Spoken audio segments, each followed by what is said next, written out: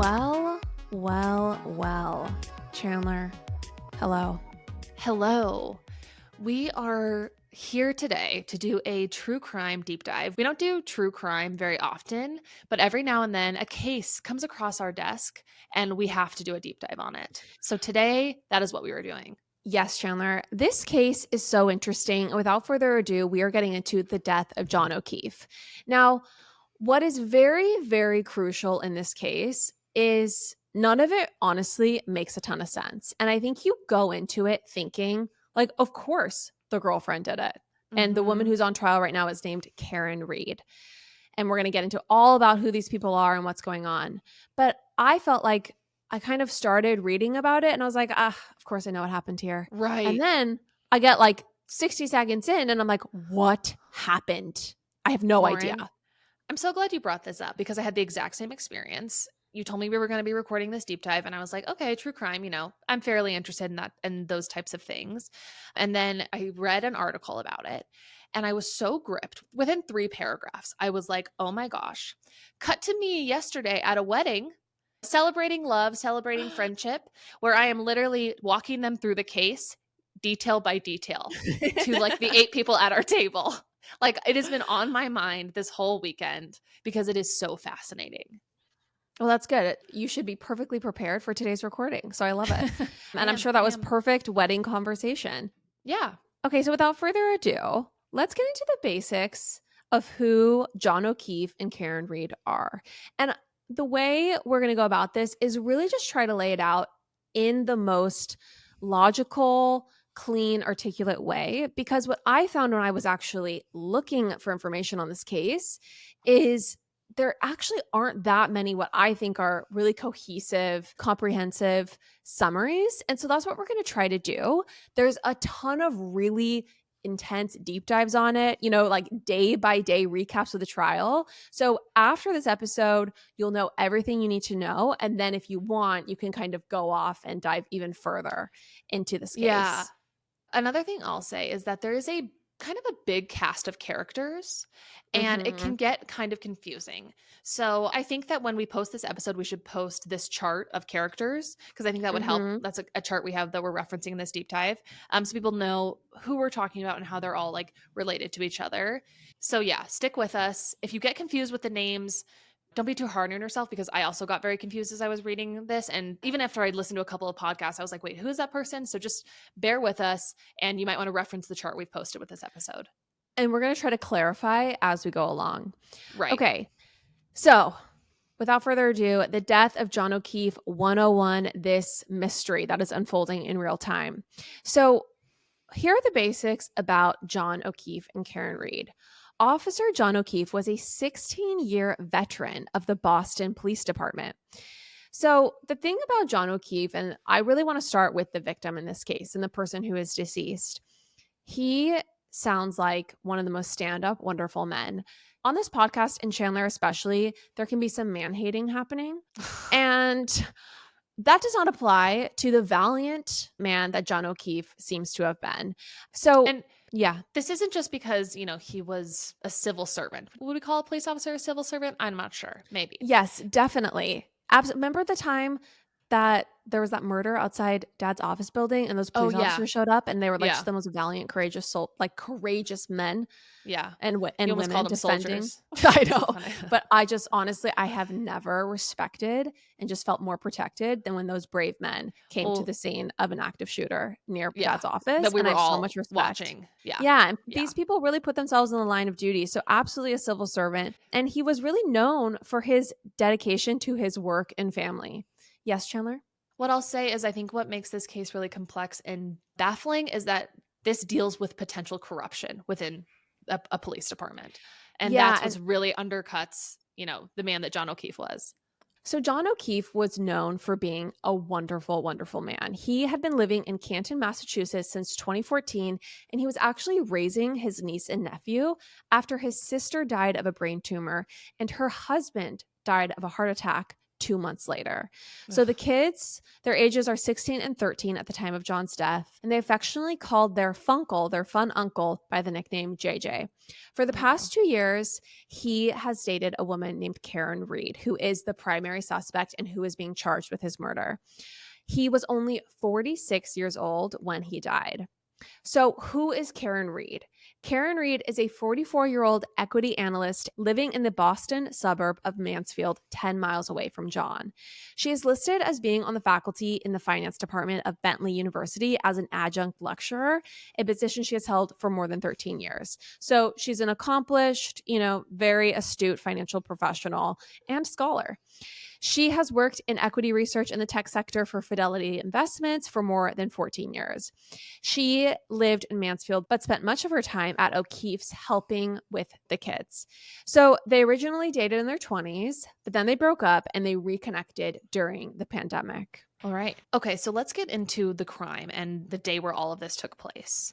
So on January 28th, 2022, Karen and John, as well as a handful of Boston Police Department friends and their wives, went out for an evening at a few local bars.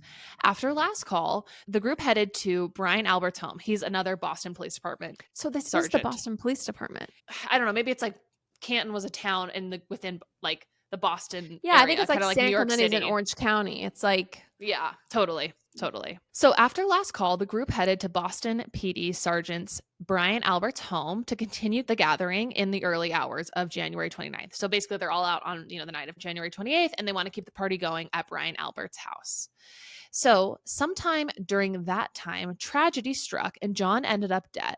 3 days later, Karen was arrested and is currently on trial for second-degree murder, manslaughter while operating under the influence of alcohol, and leaving the scene of a personal injury and death. John's death specifically. John's death, the following investigation, and the ongoing trial has many twists, turns, and reasonable doubt that has everyone split on what has happened and who is to blame for his death. So let's really dive into what we know. okay, so let's get into the hours before John died on January 28th, 2022. So over the course of the evening, John and Karen have a large number of drinks during the night. They are at this bar and they're shown on surveillance footage as appearing to be in good spirits, affectionate with each other. After the bar's last call, other members of their group are heading over to Boston PD Sergeant Brian Albert's house, and John wants to join. Karen was reportedly apprehensive about joining the group at Brian Albert's home since she didn't hear them receive an invite to join the group. I mean, we've all been there, right? It's like, Sure. are we actually invited to this? Right. So this is what Karen says. So Karen and John leave the bar, and surveillance video shows John taking a cocktail glass containing a drink from the bar on his way out. So that's very important to remember. He has a glass in his hand from the bar when he leaves. Right. So Karen drives her and John to Brian Albert's home in her Lexus SUV, and they arrive at the Alberts home at 12:45 a.m. Karen allegedly drops John off at the Alberts driveway and waits in her car to hear back from John, whether or not they were actually invited to the home. She testified that she was not feeling well, and so after about 10 minutes of waiting to hear back from John, she was reportedly irritated and drove away. Around 5 a.m. that morning, Karen woke up and realized that John wasn't home still. Call logs show that Karen tried calling John many times, 53 exactly, between 12:30 a.m. and 6:03 a.m.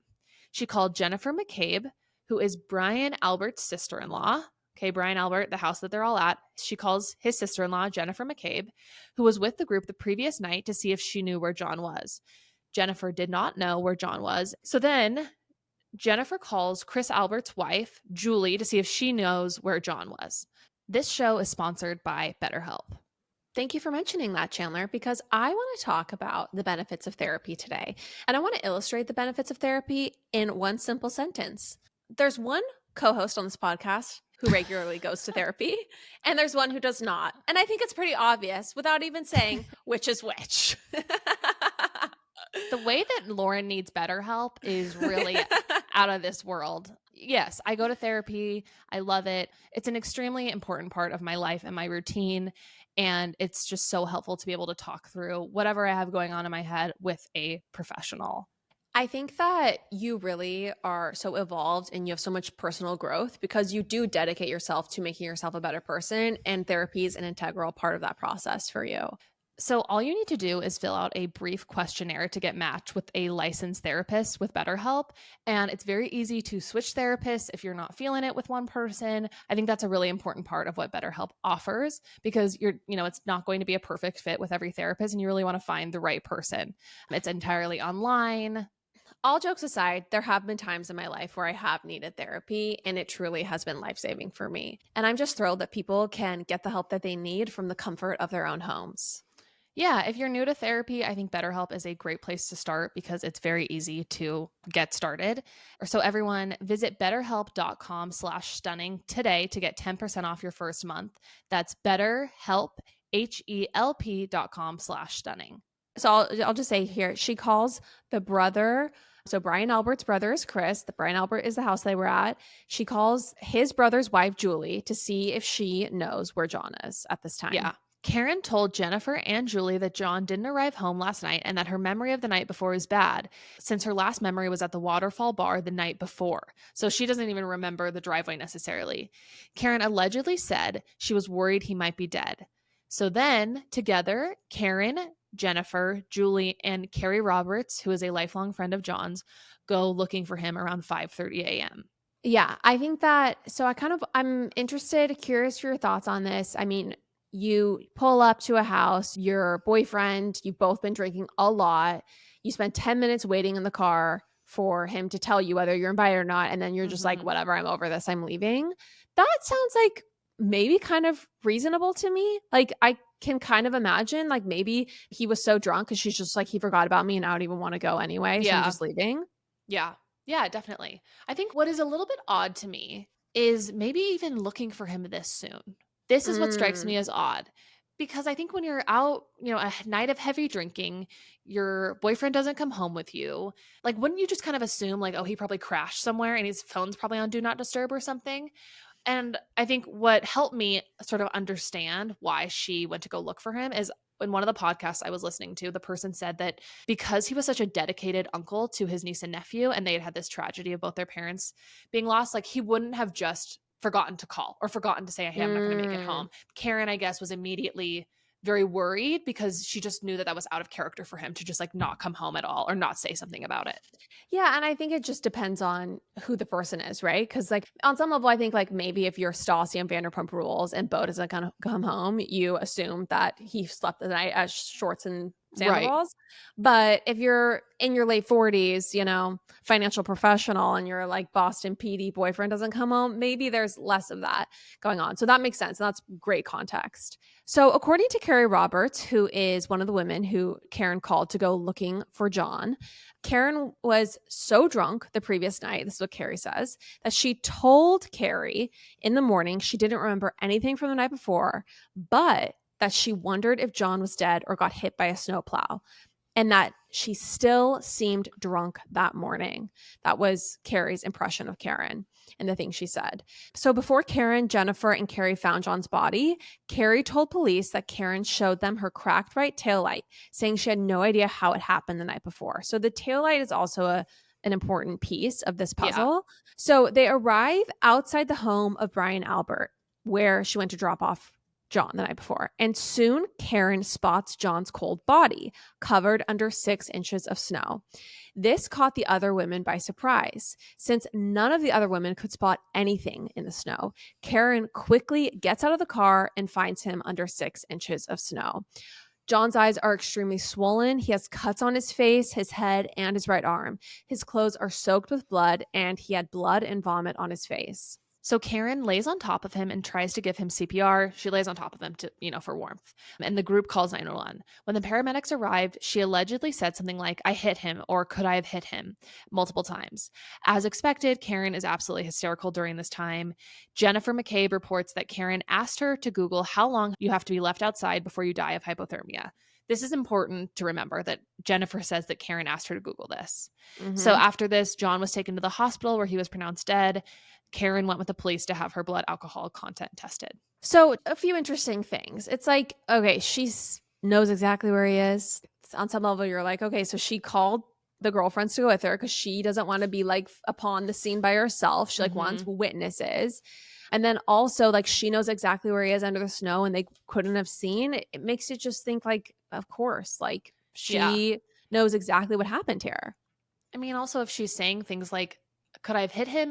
Did I hit him?" and she doesn't remember, it just seems like this was a terrible tragedy, accidental tragedy, you know? Yes. Well, but that was part of, like, something I was thinking is, if she knew though, like, if it was something where she was aware of what she did, and that's why she knows exactly where he is, right? And she Mhm. brought the women there to have witnesses so she wasn't alone finding his body, then I don't think she would have said, "Could I have hit him? I hit him." Because Mhm. why would she admit to it right there? Right, Wouldn't right. that Totally. to me Yeah, good actually make point. it seem like super strange? That makes me think that she's completely caught unaware of what's going on. And if there's Right, any right. chance she knew she was guilty, she would be like, "What happened to him? How Right. did this How did happen?" this happen? Or yeah, like she wouldn't have even discovered where his body was first. She'd let like somebody else do that. Yes. Yeah. So this is the thing that's interesting about this case. There's a lot of conflicting details. One second you'll think, "Oh, she's definitely guilty." The next second you'll think, "No, something else is completely amiss."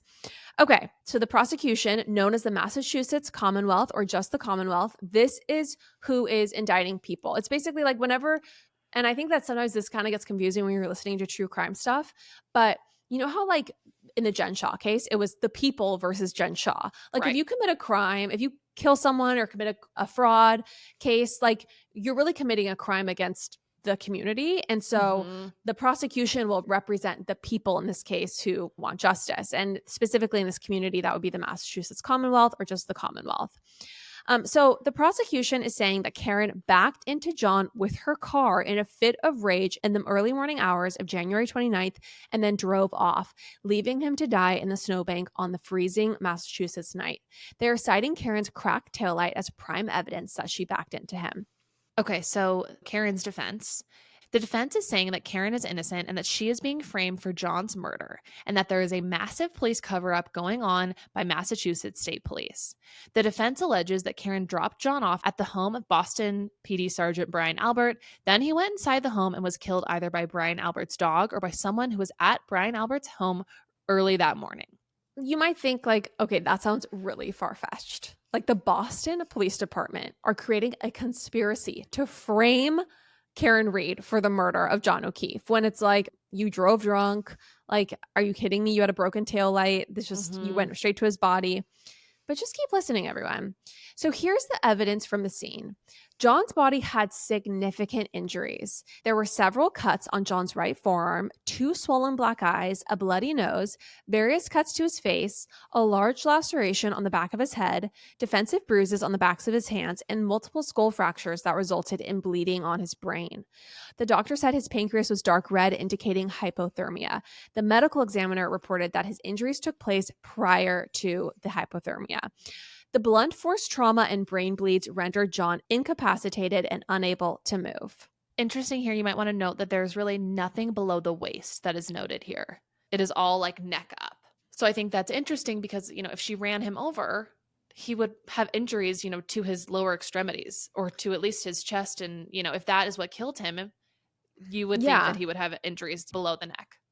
Generally, I think if you're hit by a car, you don't look like you've been punched out, in your Yes. eyeballs. It's like internal bleeding.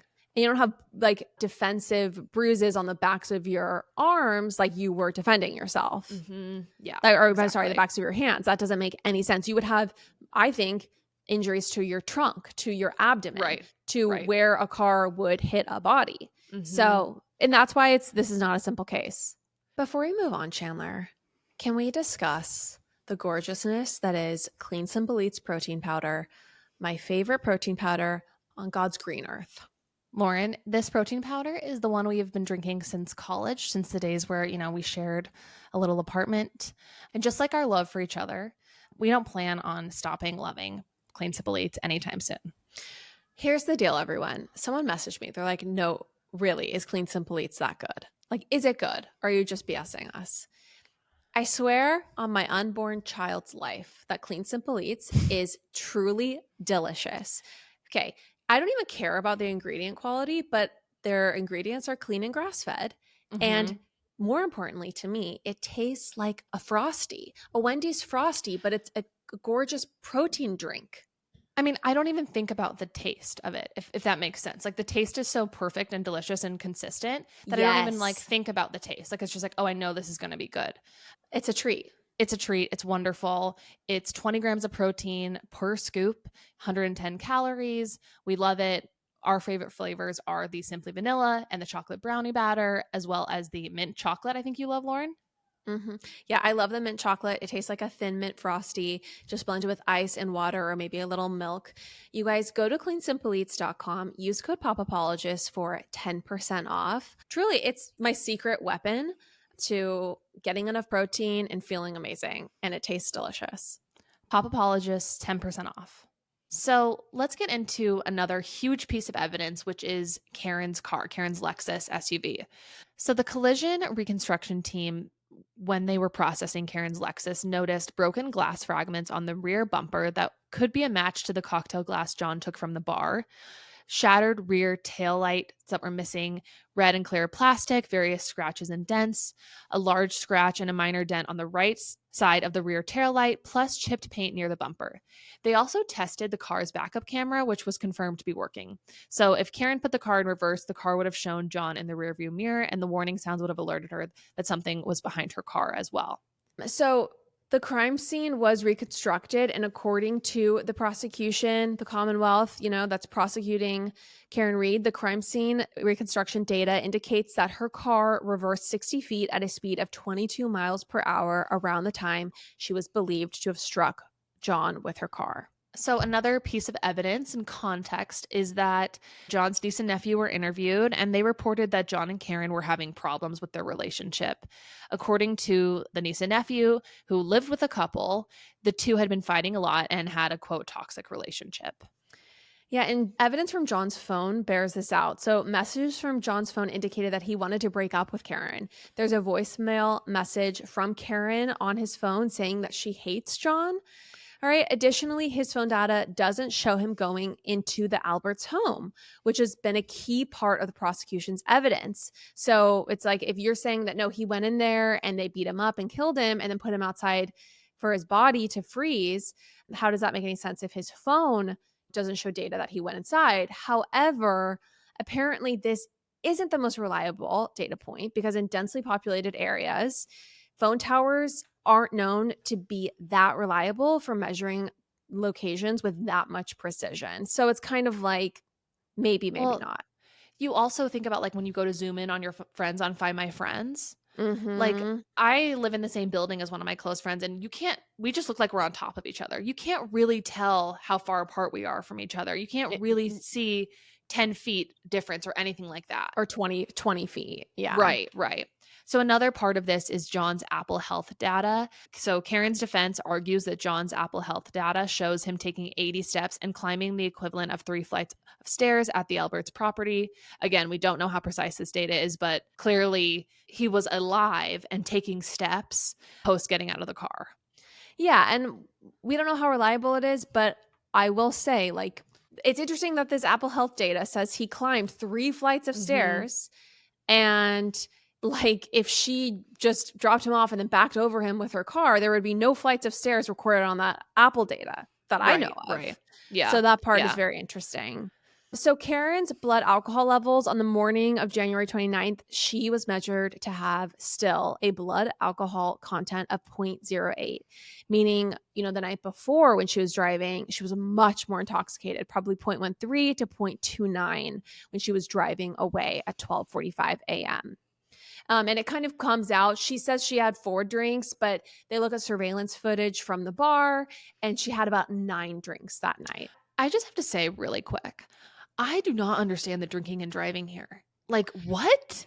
I have a hot take on drinking and driving really quick, which is that why don't we just make it completely illegal to drink at all and drive? And maybe that makes me sound like a wet blanket and a prude, but there's just a part of me that's like, I guess people have to drive long distances after having like a couple drinks with dinner, but I just still think like with Ubers being available now, it's like, why do we let people drink and drive, period? Well, and it's crazy that it was commonplace for her to drive this drunk. I guess maybe For that's a real? stretch. Well, no, sorry, that's me. I would get a strong objection in court. But, like, the fact that she doesn't remember what happened the night before, but she made it home safe herself. I mean, she might have killed John in the process, but she, like, drove that drunk all the way back to his house. I don't know. It's just, like, it's crazy that anyone can operate a motor vehicle like that at all. It's insane. It's absolutely insane. I just think that we are not part of, like, any sort of friend group or culture where it's, like, normalized. Yeah, I think it might be also an age thing as well. Like, it's Yeah. really not a part of it's like it's not kosher at all for people our age. So No let's cut drinking and driving on the Pop Apologists podcast and with our sisters community. Sisters? sisters against drunk driving. For Sad. real. Not Yeah. even a joke. For real. Not even a joke, Okay. truly. Okay, so let's cut to 3 days after John's body is found where Karen is arrested. So Karen is arrested and is charged with manslaughter, motor vehicular homicide, and leaving the scene of a collision causing death. Okay, so however, after a grand jury reviewed the evidence, Karen's charges were upgraded. So she was then charged with second-degree murder, manslaughter while operating under the influence of alcohol, and leaving the scene of personal injury and death. She was arraigned in these charges. She pleaded not guilty and was then released on a $100,000 bail. So the case against Karen is pretty strong. She was obviously drunk, so much so that her blood alcohol level was still at or above the legal limit at around 9 a.m. the next morning. And it's not exactly promising that she was wondering loudly if she had been the one to hit her boyfriend, which she apparently did to both the women that were helping her find John and the paramedics at the scene. So it seems pretty cut and dry, right? Wrong, wrong, wrong, wrong. So Karen obviously pleads not guilty. And a multitude of factors happen where she realizes like she's being framed. And there's a lot of like stuff on Facebook and if you go into like the Reddits and the deep dives on this case, there's a lot more about like this town and what she was starting to see that made her think, "Wait, I'm being framed right now." For real. Yeah, yeah. Like Facebook posts by people involved or people who were at that party that night. And it just like her spidey senses went up. And so she decides to hire big guns. So she hires David Unetti and Alan Jackson. Alan Jackson, we're not talking about the beloved country singer who sings Lauren and my favorite song, Remember When. Although that song is stirring, this Alan Jackson is a stirring attorney, and he actually represented Kevin Spacey when he was accused of sexually assaulting a young man. He's very good at his job. He's an extremely good communicator and like is super quick on his feet. That's what you'll notice in like a lot of these trial recaps is he just like can hit back figuratively when he's cross-examining someone, and it's very impressive. So she hires this big legal team to help her wage her defense against the prosecution. And she needs big guns because if the Boston Police Department or several officers within it are creating a conspiracy or covering up something that they did and trying to send her to prison, like that's, I think, why this trial is so captivating because not only we'll get into the reasons why there's such a miscarriage of justice for John and for Karen because the way that this case was handled was so sloppy. Yes. And when, you're being accused of murdering someone, the civil servants who are on the scene there to like protect the evidence and to gather the evidence, they should be operating in a way that's according to the book. That way you have, the best ability to have the facts to defend yourself. But as you'll see, things seem to be manipulated. And so anyway, the reason why this case is so captivating is it's like literally potentially a police department trying to frame this woman.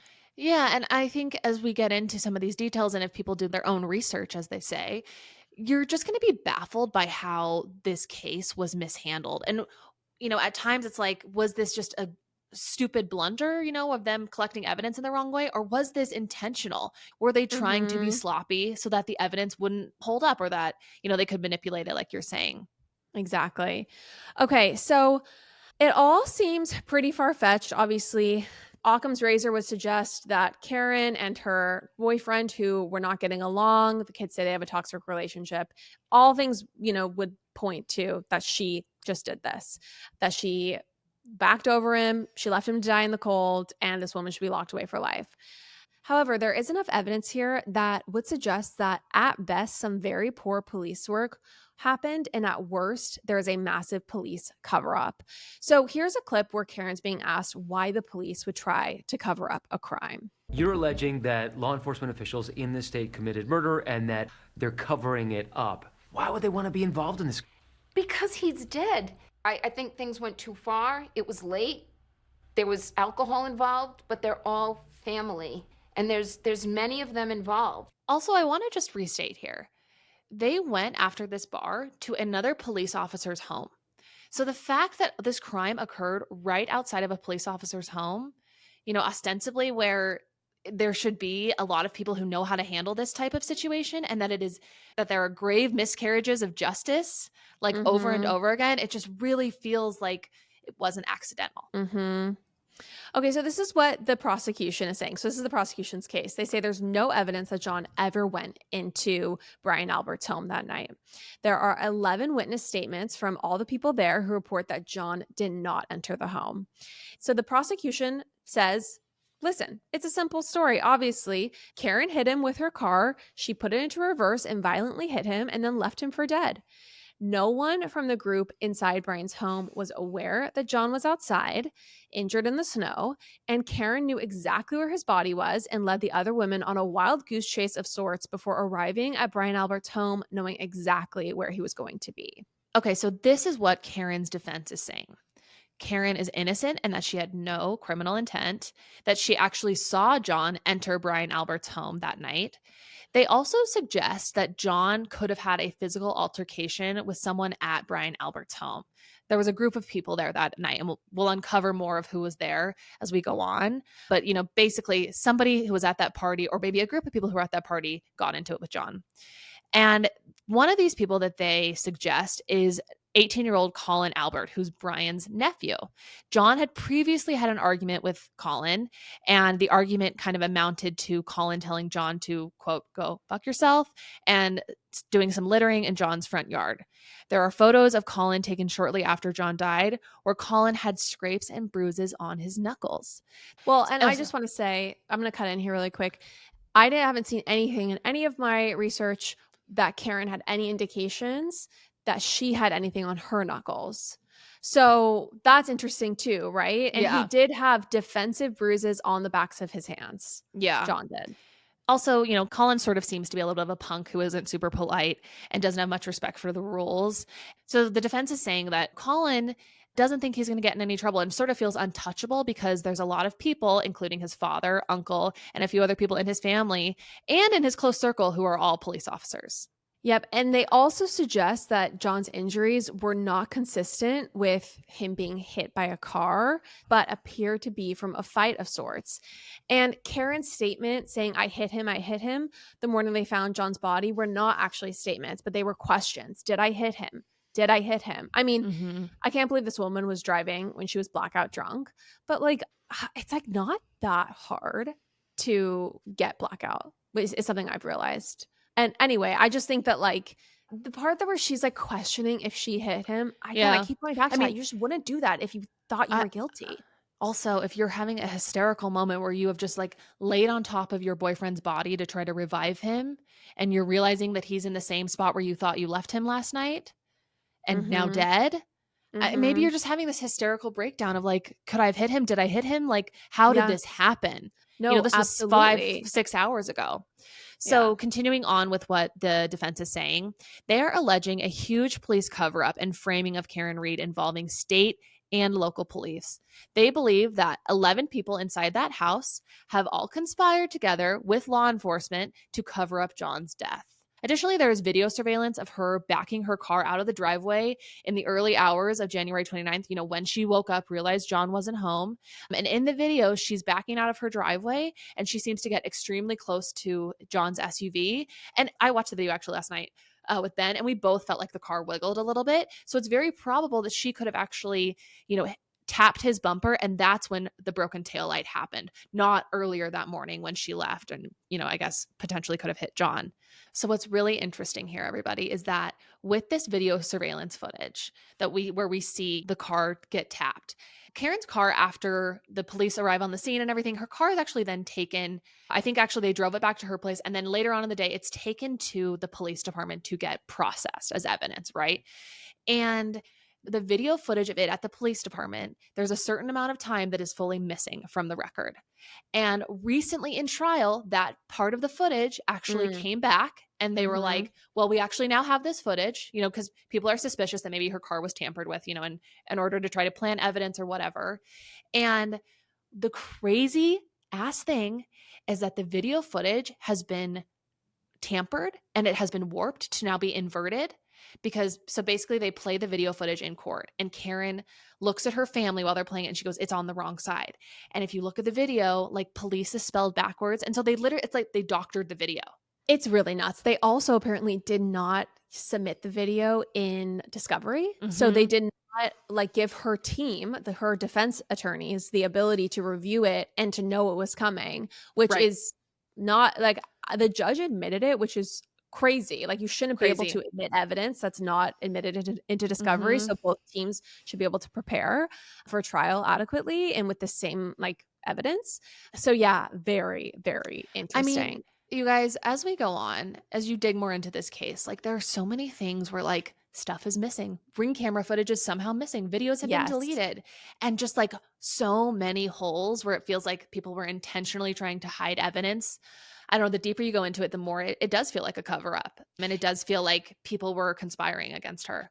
Yeah. And I'm personally, if anyone's here from Kate Middleton and discovered us through that saga, this might strain credulity, but I'm not a person who gets swept away in conspiracies. I'm actually not. I don't like to live in a world where police departments or governments are not what they seem to be. And it takes a lot for me to think that the simplest explanation isn't always the case. But again, like you said, there's just a lot here that doesn't make any sense. There is this theory that the taillight didn't get broken when she, as they allege, backed over John, but she actually bumped her car into his when she went to go look for him that morning. And that's when the taillight was broken. So Jennifer McCabe, who's an important person in this, and we briefly brought her up earlier. If you'll remember, she is the sister-in-law, I believe, of Brian Albert. And she was one of the women that Karen called, and she went along, to go look for him. And so basically what the defense says is that Jennifer McCabe actually went along with Karen to help look for the body. And she did that with the intention of, inserting the idea that Karen Reed would have killed John herself. Basically, she wanted to be there to potentially, make Karen look bad. Or, and she's one of the key witnesses who says, I said I hit him, or Karen said I hit him. And another crazy thing about Jennifer McCabe, and I'm kind of getting to a detail a little bit ahead of itself, but I think it's really fascinating. So one of the big pieces of evidence for the defense is that there was a search on Jennifer McCabe's phone at 2:30 a.m. that said, how long till someone dies of hypothermia in the cold, or how long for someone to die in the cold, I think exactly is what it said. But it was misspelled or mistyped. And the defense, that's a huge moment for the defense, because they say that means that what was happening at 2:30 a.m.? Right. Why was she Googling that? So she's a really important figure, and her testimony at the trial was really fascinating. And her and Alan Jackson sort of get into it. And there's this moment where he basically says, you might have liked John O'Keefe, you might have not intended for this to happen, but he was just a friend. He wasn't family. And her family is Brian Albert. Her family is who she's protecting now with potentially this case. And it's crazy. Yeah, and also, obviously it's why would she Google at 2:37 a.m. before she knew that this guy was missing, how long it takes for someone to die in the cold? Right. So here are issues with the prosecution's theories. So as we've discussed, John's injuries don't appear consistent with being backed over by a car. So he has laceration, swelling, and broken bones on his head. And as we said at the beginning of this episode, you would think that he would be injured at his midsection if he was struck by a car. There are also marks on his arm that look like a dog bite. And the Alberts actually did have a big German Shepherd who has supposedly attacked people before. And they rehomed this dog to a different state just shortly after John dies. Do you know what else they did? What? They sold their house. Oh, do you know what else they did? What? Apparently, they redid their entire basement before they sold the course. house. So all the Right. floors were ripped out. Anything with any sort of forensic evidence was destroyed. Very interesting. And also, let's not forget, everyone, he climbed those 3 flights of stairs, according to his Apple data. So that would, maybe he went to the basement. Okay, so the county medical examiner called the wounds on John's arm road rash as a result of being hit by a car. But Karen's defense disagrees. If it was road rash, why would it only appear on his forearm and bicep? There's no evidence of road rash anywhere else on his body. Dr. Frank Sheridan from California, who has completed over 12,000 medical examinations, disagreed with the road rash theory. He concluded with a scientific certainty that these marks were from an animal attack. Okay, so let's get into some more issues with the prosecution's theory. One of these being that how did no one see John's body outside of the Alberts' house as they left that evening? When everyone trickled out when the party was done, how did nobody see his body? So one thing to note here is that people live on the East Coast, or they live in this region. This was a huge snowstorm weekend. The night of January 28th going to January 29th, that morning, this region got a ton of snow, okay? But there wasn't a ton of snow 2 a.m. or whenever everybody left the party. It was really like 3 a.m. and whatever, and so on. And so basically, you can't say that, oh, he was already covered in snow. How did people not see his body? So this is what Karen's defense essentially says, that, yeah, no one saw his body because it wasn't outside. It was inside until they carried it out and left him for dead.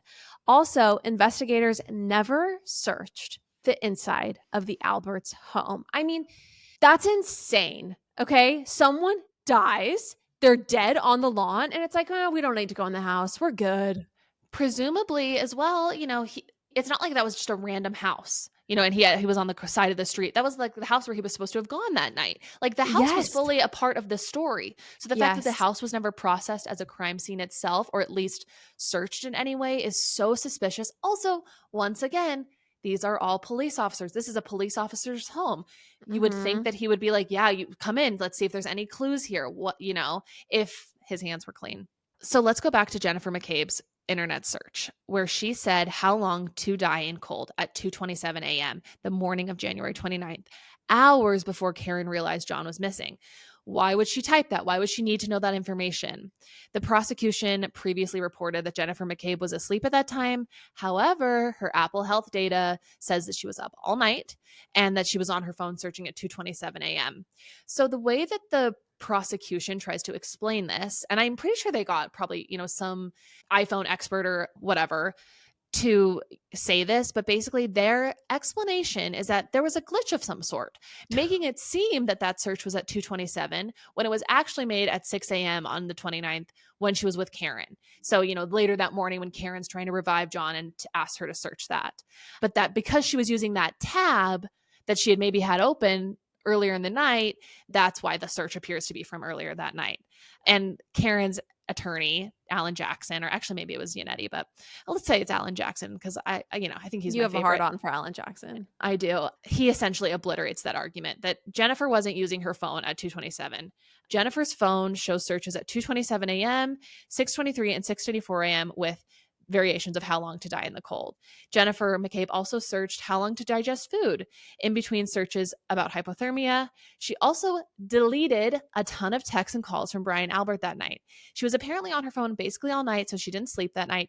And, even though the prosecution has allegedly done full forensic research on her phone, none of this evidence was ever turned over to the defense. Why would you be deleting texts and phone calls? That doesn't make any sense. Spoiler alert, everybody. She's not the first person, who was at that party to be deleting stuff from their phone. Something that I just still doesn't make any sense to me is it seems like kind of a crazy coincidence that Jennifer McCabe searched how long to die in the cold, and then 4 hours later, Karen just happens to ask her to search for that in her phone. Yeah, I was thinking about that exact same thing. And I sort of think, if I may, I'm putting on my juror hat.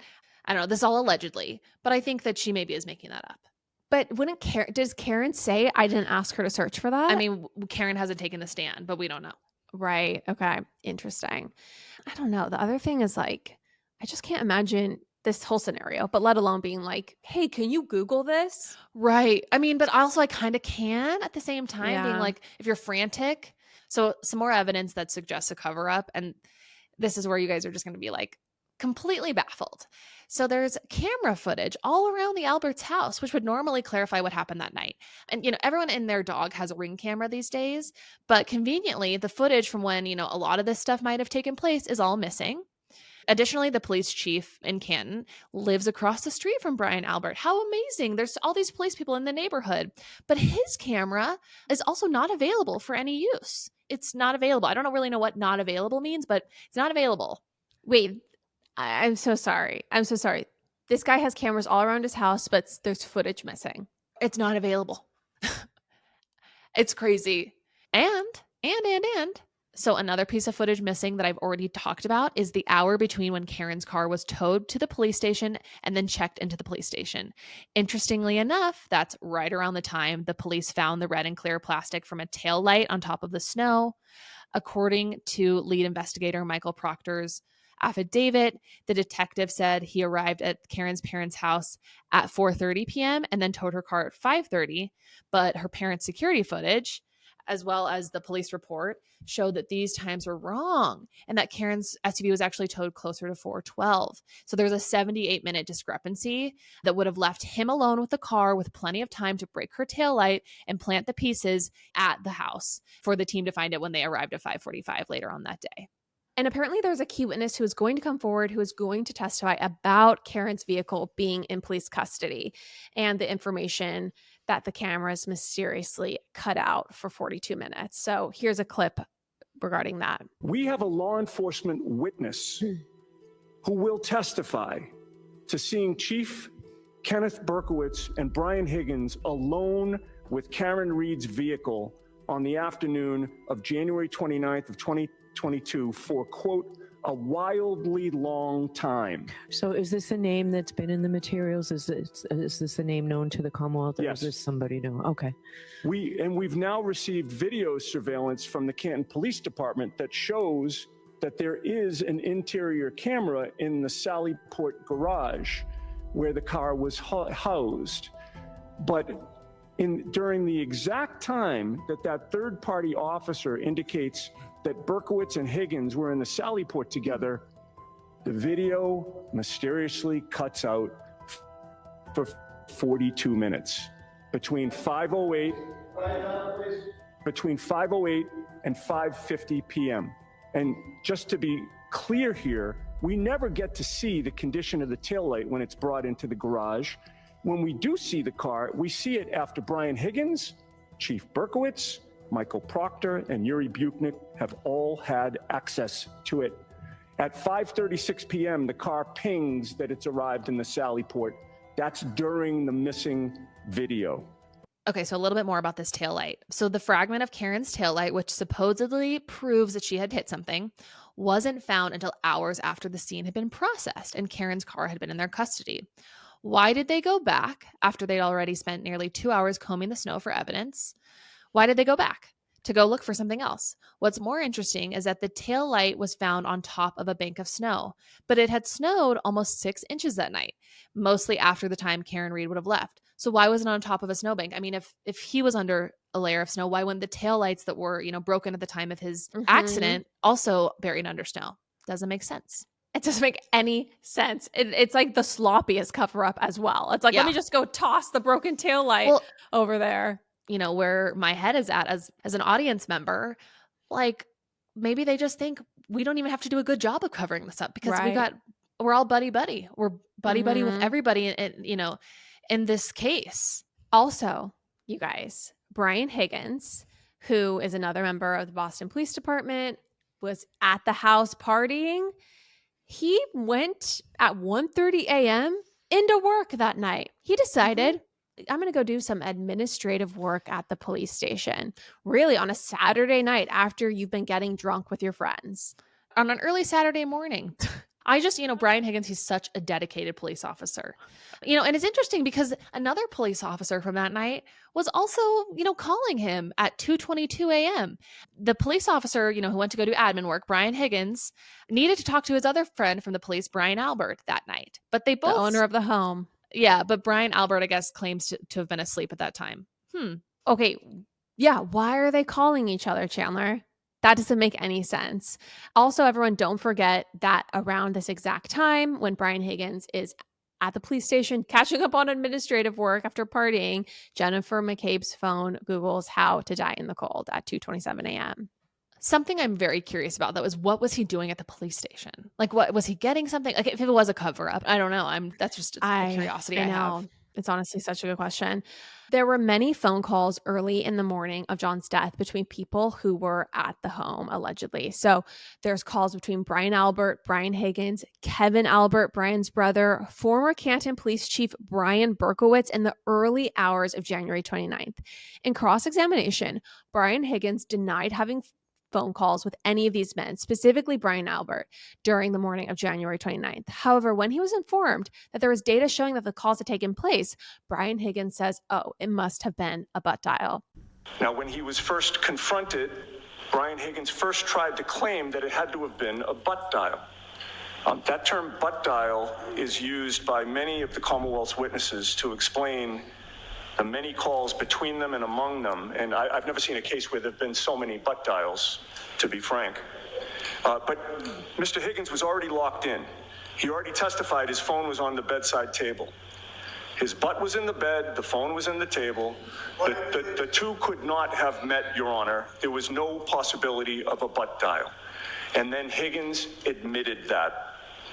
And that wasn't Mr. Higgins leaving Brian Albert a voicemail. He also admitted under oath that the toll records would have reflected a voicemail if they went to voicemail.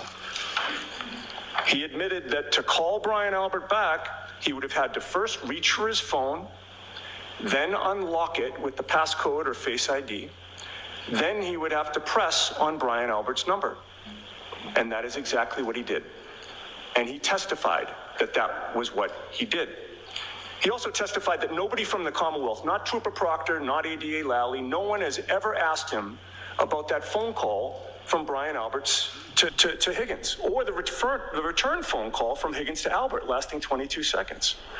Rather than get everyone's phone records, as this court knows, the Commonwealth has fought the defense at every turn in our quest to get the phone records. They've persuaded this court that we were previously on a fishing expedition.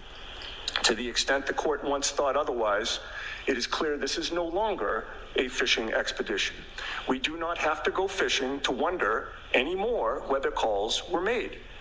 We now know that someone who had been in that house when John O'Keefe arrived called the homeowner at 2:22 in the morning, 3.5 hours before John O'Keefe's body was found on the homeowner's lawn. We learned that neither party to that call ever revealed to police, investigators, or prosecutors that they connected by phone in those early morning hours. Just like Jennifer McCabe never revealed that at around the same time she was Googling, asking how long it took for someone to die in the cold, a search that the FBI confirms happened at 2:27 in the morning, again, about 3.5 hours before John O'Keefe's body was found. Now, for his part, Brian Albert also first tried to claim that his phone call to Brian Higgins at 2:22 in the morning was a butt dial. He said that he was awake and watching TV, but he was called back to the grand jury to testify a second time. The second time, Brian Albert changed his testimony to say that at 2:22 in the morning, he and his wife were in bed in an intimate situation. He claimed that he had his phone with him in the bed.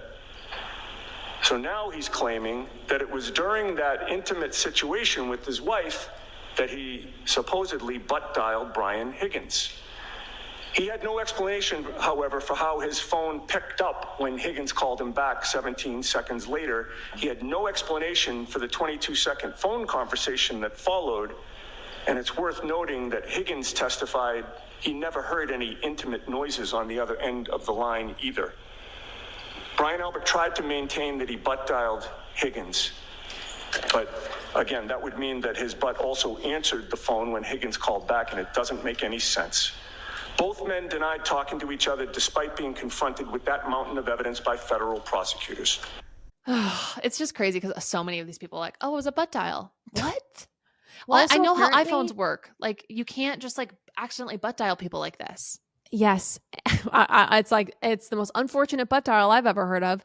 Also, apparently when these people are testifying, there's a lot of I don't remember. It's a lot of Robert Dursting on the stand, which is, oh, I can't recall, don't remember. Right.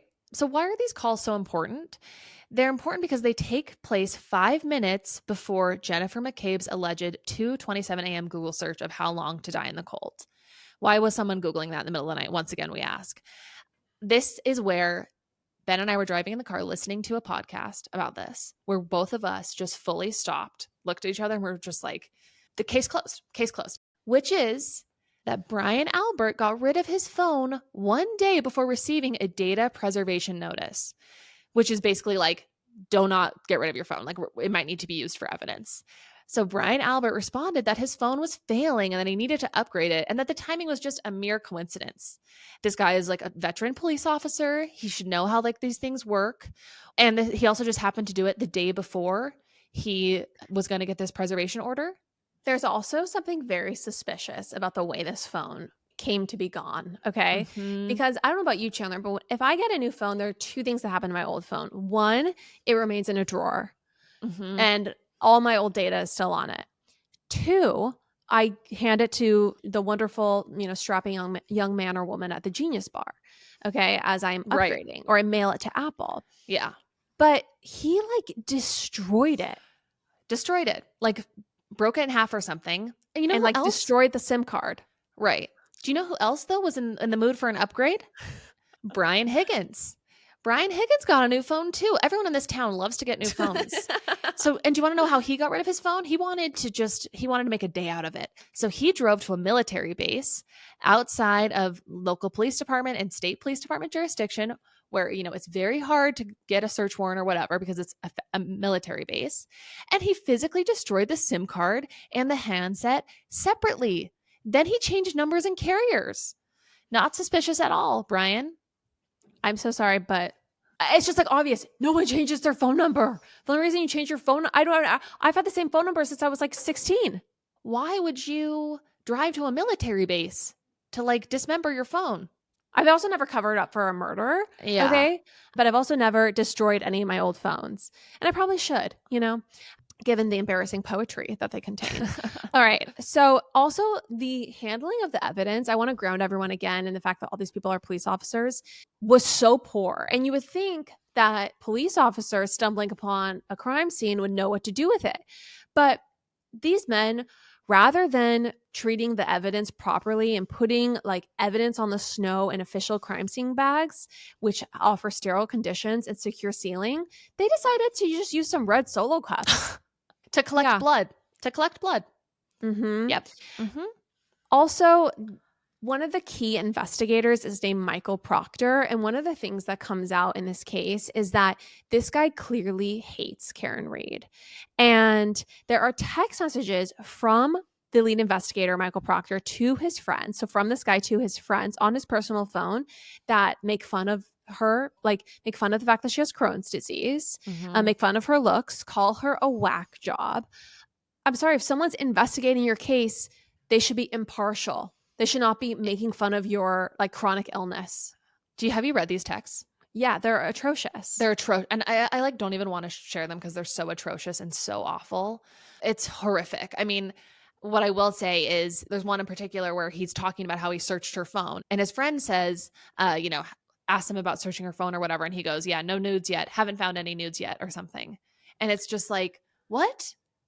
Where's the professionalism? Where are you like treating this like, being impartial, like you're saying? And he calls her a whack job. He's like, he fully does not like her. And so that's also a big problem. Okay, so this case has been so mishandled that, and the jury doesn't know this right now, everyone, but this case has been so mishandled that the Department of Justice has gotten involved, and there is now a federal probe and investigation into how this was handled. And the feds apparently have a 3,000-page report, which has not yet been released to the public. The Norfolk County District Attorney, Michael Morrissey, sent a letter to the Department of Justice. Those are the feds, folks, okay? So you've got the local prosecutor sending a letter to the feds requesting that the federal probe of the Karen Reed case be transferred out of Massachusetts. So in the middle of trying to prosecute someone for murder, the feds are looking at the people who investigated the case and investigated Karen Reed. According to the defense, the report from the feds confirms the following things. Jennifer McCabe's search was at 2:27 a.m. before Jennifer knew John was missing, not 6 a.m. when they were discovering the body. John O'Keefe's injuries also could not have been caused by the impact from a car. So the prosecution's medical examiner testified in front of the grand jury that the injuries John suffered were not the result of a fight and that the marks on his arms were abrasions caused by blunt force trauma. Separately from the first investigation, the FBI hired an independent team of investigators, professionals, they have 3 PhDs, to reconstruct the entire accident. This was done unbeknownst to the defense or the prosecution. Their findings were that John O'Keefe's injuries were inconsistent to the damage to Karen Reed's vehicle, and that the damage to Karen Reed's vehicle was inconsistent to have made an impact with John O'Keefe's body. In other words, the car didn't hit John, and John wasn't hit by a car. I mean, I have the chills. This guy was killed, and this woman's life is also now being, threatened, essentially, and she's being framed, ostensibly. Another thing I want to just ground everyone in is that, this case is not going to resolve, or this trial, I guess specifically, is not going to resolve with Jennifer McCabe or Michael Proctor or the Alberts being charged. This is about whether or not Karen Reed killed John O'Keefe or accidentally killed John O'Keefe, and that beyond reasonable doubt. And so I just think that's really interesting to remember, is that the evidence seems so strong against these other people. And that's not even what we have to necessarily prove out in this trial specifically. Exactly. So also, Chandler, the federal report confirms that Brian Albert and the Albert family, a lot of these people have a very close relationship with Michael Proctor, who is the Massachusetts state trooper who has led this case from the beginning. He's also the one who sent all the gross texts about Karen Reed, even though they all tried to downplay their connection. Trooper Proctor had no close personal relationship with any of the parties involved in the investigation and had no conflict. Okay, so we're just going to conclude. So get to the final section of this deep dive with the main problems with this investigation. Also, you guys, this is not open and shut. Obviously, we're pretty worked up, but this is still a mystery because there are issues with Karen Reed's defense as well. Mm-hmm. So there's allegedly evidence that there are microscopic pieces of taillight plastic found on John's shirt, which would lead you to believe that she struck him with that car. And data from Karen's Lexus retrieved by the state shows that her car went in reverse at a high speed the morning of January 29th. One crash reconstruction team concluded that Karen went in reverse for 60 feet at 24 miles an hour. Is this how she allegedly hit John?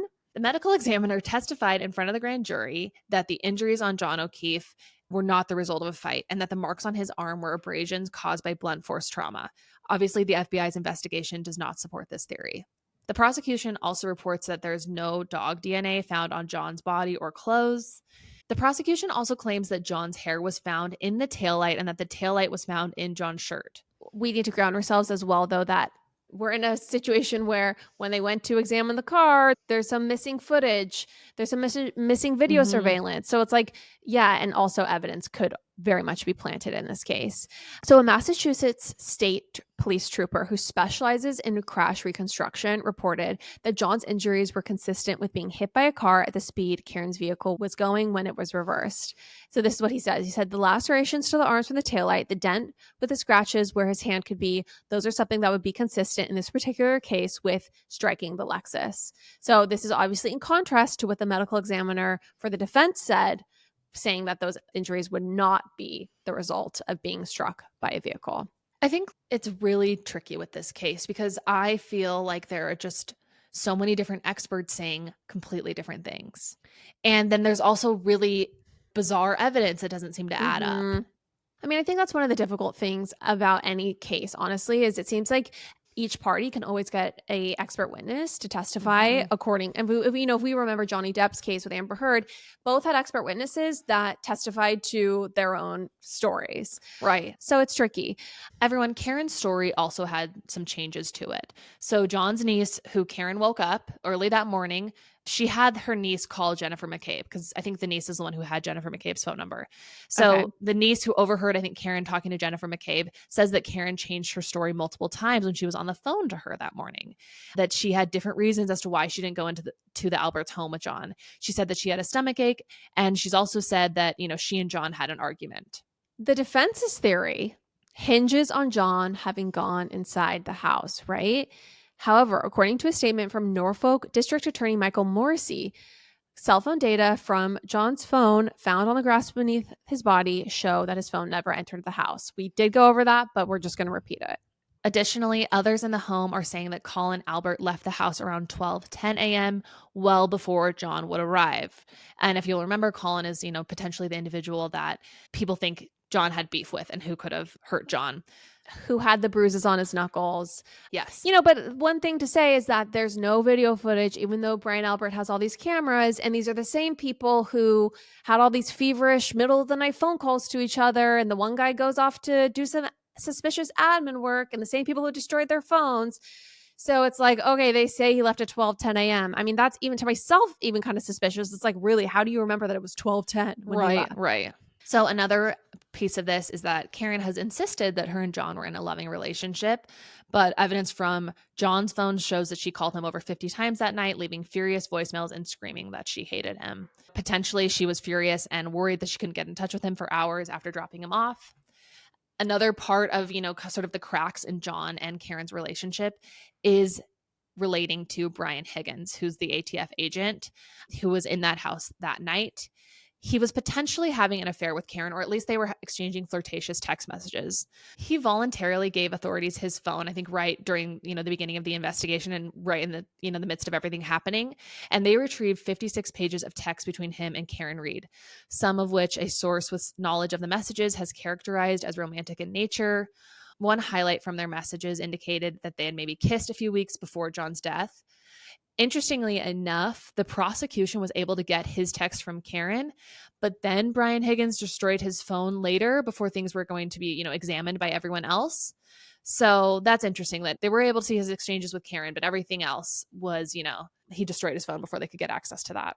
There's also surveillance footage taken of Karen driving toward the waterfall at 5:11 a.m. away from the waterfall. This is the bar that they went to the night before. So there's footage of her driving toward Waterfall Bar at 5:11 a.m. and then away from Waterfall Bar at 5:15 a.m. Then heading toward 34 Fairview, the house that John was found outside, before arriving at Jennifer McCabe's home that morning. What was she doing during that drive? Had she already searched and found John's body? That might explain how she spotted John so quickly when everyone else couldn't, given that the police officer who responded to the 911 call had to use a spotlight from his cruiser to see the women crouched over John's body in the darkness. So Karen says that she was frantically searching for John before she, connected with Jennifer and Carrie.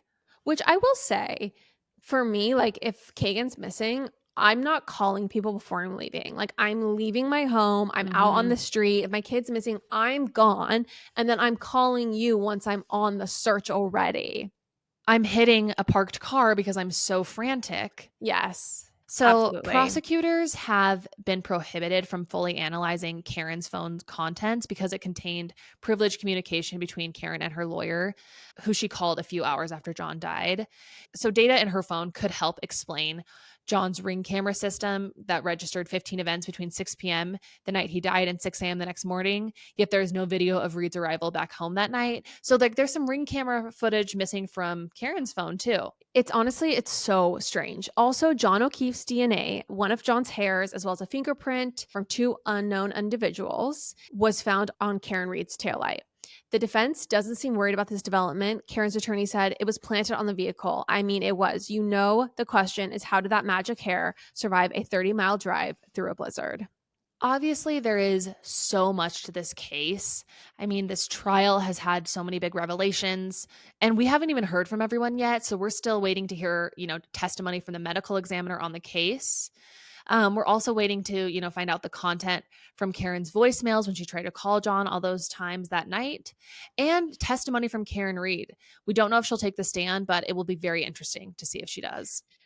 Yeah, I mean, this case is absolutely baffling. There's conflicting evidence on both sides. It's really not open and shut, but it doesn't make any sense whatsoever.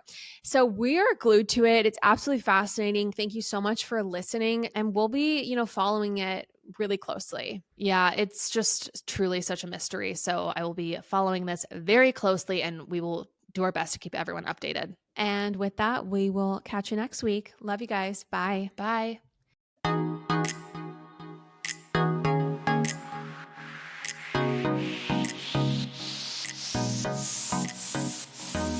That's all for now, folks. Don't forget, give us a 5-star review, hit us up on Instagram at Popapologists, and we will see you next week, live every Wednesday.